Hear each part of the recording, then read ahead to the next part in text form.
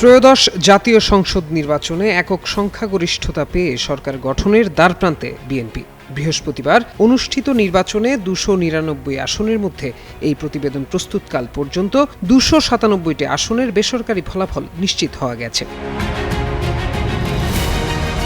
প্রাপ্ত ফলাফলে ২১২ আসনে জয়ী হয়েছে বিএনপি জোট। এর মধ্যে ঢাকা ১৭ ও বগুড়া ৬ দুটি আসনেই জয় পেয়েছেন বিএনপির চেয়ারম্যান তারেক রহমান। এর মধ্য দিয়ে দীর্ঘ ২০ বছর পর দল হিসেবে বিএনপির সামনে সরকার গঠনের সুবর্ণ সুযোগ এসেছে। থাকছে তারেক রহমানের প্রধানমন্ত্রী পদে আসীন হওয়ার সুযোগও।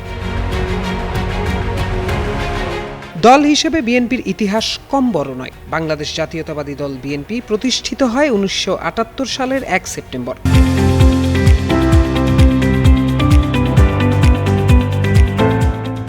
দলটির প্রতিষ্ঠাতা ছিলেন শহীদ রাষ্ট্রপতি জিয়াউর রহমান। বহুদলীয় গণতন্ত্র পুনঃপ্রবর্তন এবং জাতীয়তাবাদী আদর্শকে সামনে রেখে আত্মপ্রকাশ ঘটে দলটির।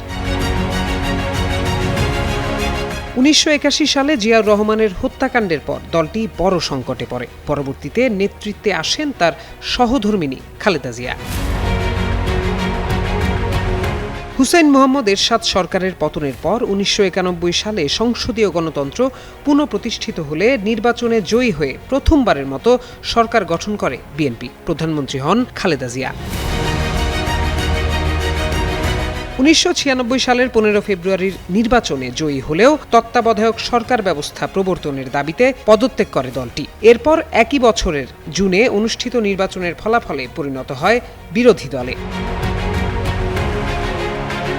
২০০১ সালে বিএনপি নেতৃত্বাধীন ৪ দলীয় জোট পুনরায় ক্ষমতায় আসে। আবারও প্রধানমন্ত্রী হন খালেদা জিয়া। ২০০৬ সালে দলটির মেয়াদ শেষে রাজনৈতিক অস্থিরতা শুরু হয় এবং ২০০৮ সালের নির্বাচনে বিরোধী দলে পরিণত হয় বিএনপি। পরবর্তী ১.৫ দশকের বেশি সময় ক্ষমতার বাইরে থেকে আন্দোলন সংগ্রাম চালিয়ে যায় দলটি। এই সময়ের মধ্যে নেতৃত্বে গুরুত্বপূর্ণ ভূমিকা রাখেন বিএনপির চেয়ারম্যান তারেক রহমান। দীর্ঘ ১৭ বছর পর দেশে ফিরেই তারেক রহমান প্রস্তুতি নেন নির্বাচনের। ত্রয়োদশ জাতীয় নির্বাচনে তারই নেতৃত্বে বিপুল আসনে জয়ী হয় দলটি। তারই প্রেক্ষিতে দীর্ঘ ২০ বছর পর ফের সরকার গঠনের পথে বিএনপি। প্রত্যয় দাস, যুগান্তর নিউজ।